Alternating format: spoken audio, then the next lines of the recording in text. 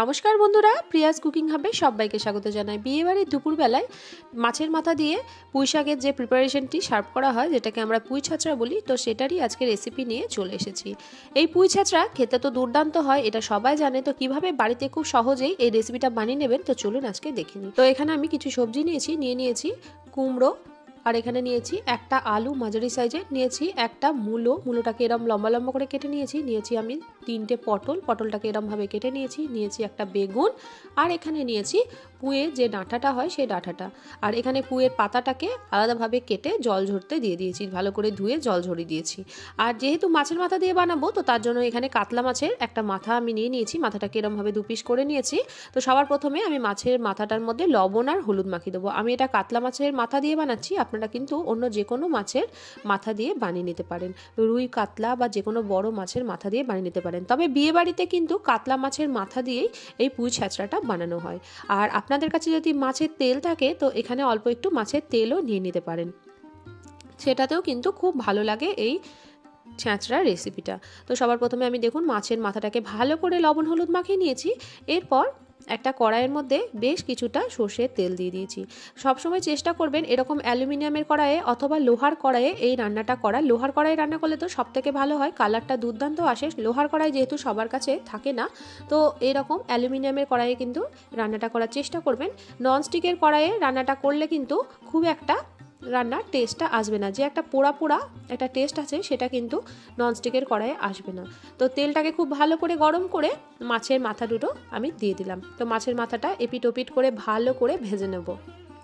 আমি কিন্তু মাছের মাথাটা এখানে ভেঙে ব্যবহার করিনি, আমি ভাজতেই ভেঙে নেব। তো তার জন্য আপনারা যদি চান ভেঙে মাছের মাথাটাকে ভাজতে, তো ভেঙেও কিন্তু এখানে ভাজতে পারেন। তো দেখুন আমি একটু খুন্তির সাহায্যে মাছের মাথাটাকে এভাবে ভেঙে দিচ্ছি। তো এভাবে ভেঙে খুব ভালো করে মাছের মাথাটাকে একদম লাল লাল করে ভেজে নিতে হবে, যাতে কোনো অংশে কাঁচা না থাকে। কাঁচা থাকলে তখন একটা বাজে গন্ধ হবে, তখন কিন্তু খেতে একদমই ভালো লাগবে না। তো এভাবে একদম লাল লাল করে মাছের মাথাটাকে ভেজে নেব।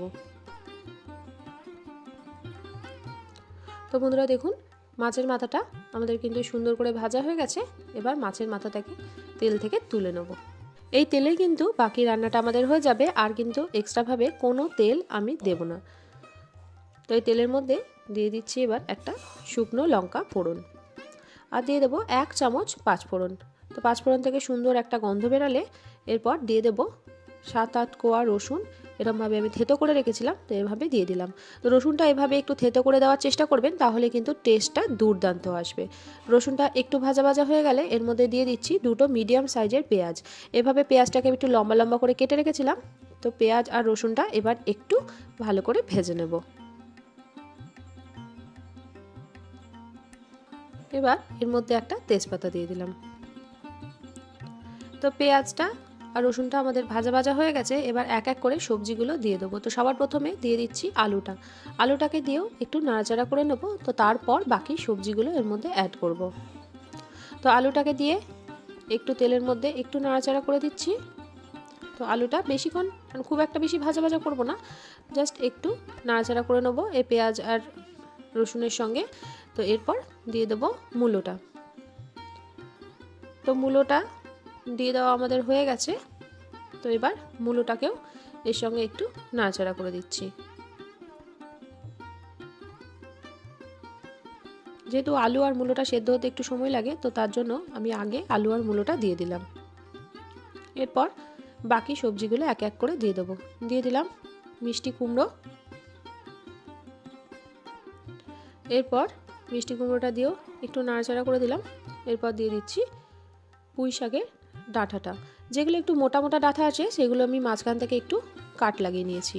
দিয়ে দিলাম বেগুন, পটল। আপনারা এখানে যে কোনো সবজি ব্যবহার করতে পারেন, তবে কুমড়ো, বেগুন, আলু আর পুঁই শাক এটা কিন্তু অবশ্যই করে দিতে হবে। আর বাকি সবজিগুলো নিজেদের পছন্দ মতো এখানে নিয়ে নিতে পারেন। আপনারা এখানে চাইলে গাজরও দিতে পারেন মূলোর পরিবর্তে, আবার মূলো গাজর দুটো একসঙ্গেও দিয়ে দিতে পারেন। তো দেখুন এটাকে একটু ভাজা ভাজা করে নিলাম, একটু নাড়াচাড়া করে এবার এটাকে একটু ঢাকা দিয়ে দেবো। তো আমি 2 মিনিট মতো ঢাকা দিয়ে নিয়েছি। তো এবার ঢাকাটা খুলে আবারও এটাকে একটু নাড়াচাড়া করে দিচ্ছি। তো এভাবে একটু ঢাকা চাপা দিয়ে রান্না করে নিতে হবে, যাতে পুঁই শাকের ডাঁটাটা আর আলু মূলোটা খুব সুন্দরভাবে সেদ্ধ হয়ে যায়। এবার এর মধ্যে দিয়ে দেবো পরিমাণ মতো হলুদ গুঁড়ো, এরপর দিয়ে দেবো স্বাদ অনুযায়ী লবণ।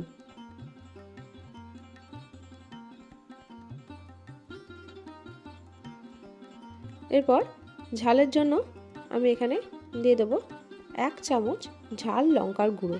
ঝালটা আপনারা নিজেদের প্রয়োজন মতো দিয়ে দেবেন, ঝালটা যে যেমন খেতে পছন্দ করেন কম বেশি করে নিতে পারেন। তো এবার আমি কালারের জন্য দিয়ে দেবো আরও 1 চামচ কাশ্মীরি লঙ্কার গুঁড়ো।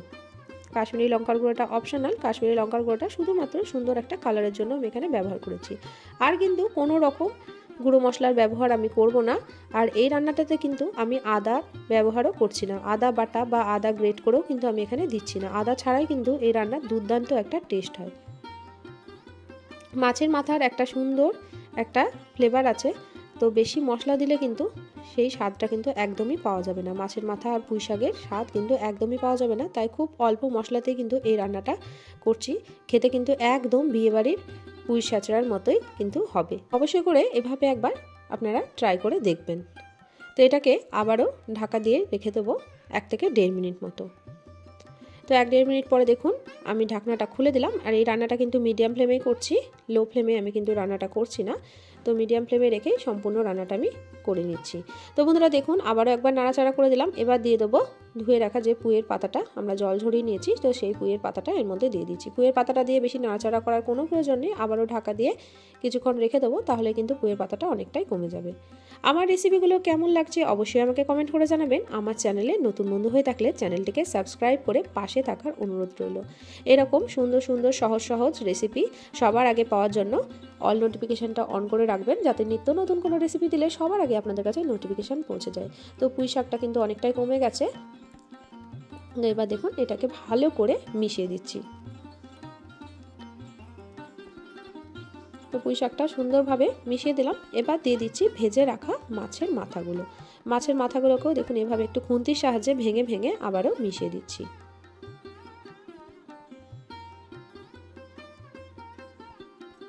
আগে যখন ছোটোবেলায় বিয়েবাড়ি যেতাম তখন কিন্তু এই রেসিপিটা রাত্রের মেনুতে হতো। এখন রাত্রের মেনুটা অনেকটাই চেঞ্জ হয়ে গেছে, তো তার জন্য বিয়েবাড়ির দুপুরে কিন্তু পুঁই ছাঁচড়াটা অবশ্যই করে থাকে।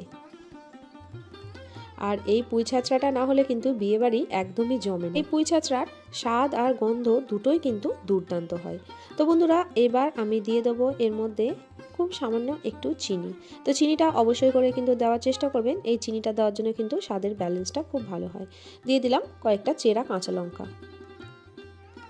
তো লঙ্কা আর চিনি এটাও কিন্তু খুব ভালোভাবে মিশিয়ে দিচ্ছি। তো এভাবে একটু খুন্তির সাহায্যে একটু ভেঙে ভেঙে চেপে চেপে এটাকে মিশিয়ে নিতে হবে। এটা কিন্তু সব সবজিগুলোই কিন্তু একদম ভেঙে ভেঙে যাবে, একটু ঘ্যাঁটের মতো দেখতে হবে, কিন্তু খেতে হবে দুর্দান্ত। ছ্যাঁচড়া নাম শুনে কিন্তু অনেকে বলে যে এটা ছ্যাঁচড়া, কিন্তু ছ্যাঁচড়ার যে কী টেস্ট সেটা কিন্তু শুধুমাত্র বাঙালিরাই জানে। বাঙালি বাড়িতে ছ্যাঁচড়ার কিন্তু একটা অন্যরকম জায়গা আছে। তো বন্ধুরা দেখুন খুব ভালো করে মাছের মাথাটাও মিশিয়ে দিয়েছি। তো এবার রেসিপিটা কিন্তু আমাদের একদম কমপ্লিট। আমি কিন্তু এর মধ্যে কোনো রকম গরম মশলার ব্যবহার করব না। গরম মশলার ব্যবহার করলে যে মাছের মাথা আর পুঁই শাকের একটা স্মেল থাকে সেটা কিন্তু এখানে চলে যাবে। তো গ্যাসের ফ্লেমটা বন্ধ করে দিলাম। তো আরও 2-3 মিনিট মতো স্ট্যান্ডিং টাইমে রেখে গরম গরম ভাতের সাথে এটা পরিবেশন করব। তো দেখুন কতটা সুন্দর হয়েছে, দেখতে কতটা লোভনীয় হয়েছে। তো এবার দেখুন এটাকে আমি সার্ভ করেও আপনাদেরকে দেখিয়ে দিচ্ছি। তো এখানে একটা থালার মধ্যে আমি এটাকে সার্ভ করে দিচ্ছি। তো গরম গরম ভাতের সঙ্গে এর যে কী স্বাদ একবার না বানিয়ে দেখলে আপনারা বুঝতে পারবেন না। একদম কিন্তু বিয়েবাড়ির মতোই এর স্বাদটা হয়েছিল। তো আজকের রেসিপিটা কেমন লাগলো অবশ্যই আমাকে কমেন্ট করে জানাবেন। চ্যানেলে নতুন বন্ধু হয়ে থাকলে চ্যানেলটিকে সাবস্ক্রাইব করে পাশে থাকার অনুরোধ রইল। রেসিপি ভালো লাগলে প্রিয়জনদের সঙ্গে শেয়ার করতে কিন্তু ভুলবেন না বন্ধুরা। আজকের মতো আসি, দেখা হবে অন্যদিন অন্য একটা রেসিপির সাথে। সবাই ভালো থাকবেন, সুস্থ থাকবেন, সাবধানে থাকবেন। রেসিপিটি দেখার জন্য সকলকে অসংখ্য ধন্যবাদ।